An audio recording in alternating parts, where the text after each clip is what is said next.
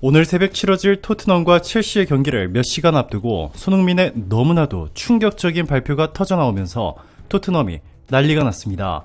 현지 한 매체는 손흥민이 토트넘과 조기 결별을 하기로 했다며 며칠 전 손흥민과 포스텍 감독 사이에 큰 언쟁이 오갔으며 그 이후 쭉 불화설이 돌았는데 결국 터질 것이 터져버렸다고 전했습니다. 이와 동시에 손흥민의 에이전시가 맨시티 홍구장에서 포착되면서 손흥민이 토트넘과 조기 결별하고 맨시티로 이적하는 것이 기정사실이 됐다며 맨시티 전문 영국 현지 채널도 대대적으로 보도하기 시작했습니다. 한순간에 토트넘의 전설, 이 캡틴 손흥민을 잃게 되자 10만 명에 달하는 토트넘 영국 현지 팬들이 거리로 나와 토트넘 구단주 레비와 토트넘 감독 포스텍을 맹비난하자 런던 시내가 완전히 마비되며 BBC 등 현지 대표 매체들까지 집중 보도하기 시작했는데요. 지금부터 이 너무나도 놀라운 소식 여러분들에게 바로 전해드리겠습니다. 손흥민과 포스텍 감독이 큰 의견 충돌이 있었고 서로 언쟁을 높여 싸운 사실이 드러나면서 난리가 났습니다. 최근 토트넘이 뉴캐슬에 0대4로 충격적인 패배를 한 뒤 또 아스날에 3골이나 먹히며 패하면서 토트넘 모든 선수들이 의욕을 완전히 상실하자 예의 바른 손흥민은 조심스럽게 포스텍 감독에게 문제에 대해 설명했지만 포스텍은 자신이 모든 것을 더 잘 안다는 듯 손흥민의 의견을 완전히 무시해버린 것으로 전해지면서 이후 언쟁이 있었던 것으로 알려졌습니다. 특히 아스널과 경기 후 포스텍 감독은 손흥민의 대망신을 주며 손흥민 팬들을 분노하게 만들었습니다. 손흥민은 아스널과의 경기가 끝나자마자 BBC와의 인터뷰에서 이렇게 말했습니다. 받아들이기 어렵다. 우리 플레이 스타일은 좋았다. 상대를 지배했었다. 3실점은 치명적이다. 이런 경기에서 우리는 정말 발전해야 한다. 특히 세트피스에서 그렇다. 라며 수비 세트피스를 가장 크게 문제로 삼았습니다.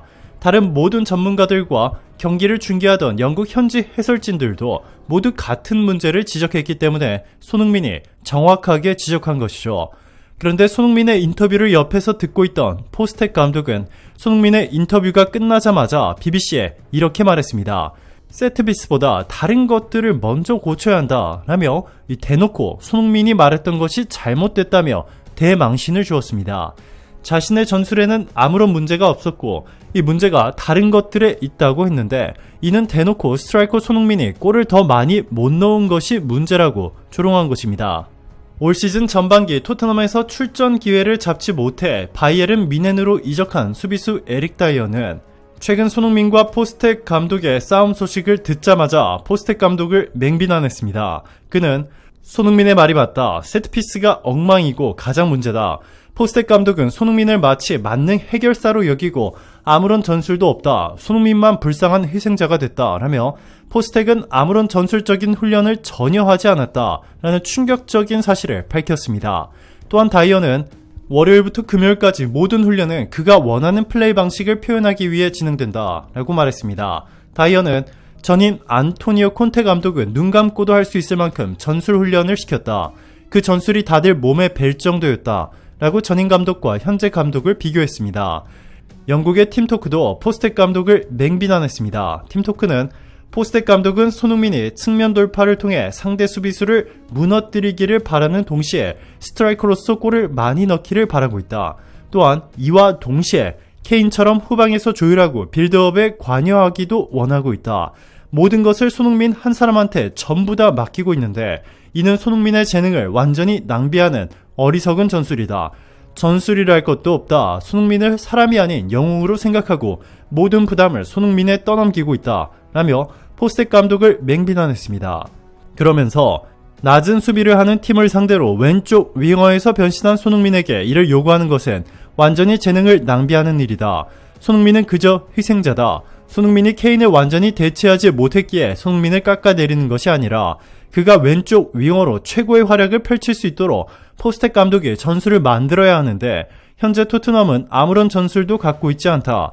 캡틴 손이 이런 팀을 데리고 여기까지 올라온 것만도 기적과 같다 전했습니다.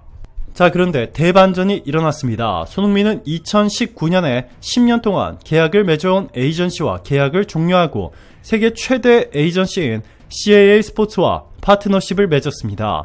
이 CAA 스포츠는 헐리우드 및 스포츠 스타를 보유한 세계 최대 규모의 에이전시로 크리스티아노 호날두, 메디슨, 델리 알리, 카일 워커, 무리뉴 감독 등도 모두 CAA 스포츠 소속입니다.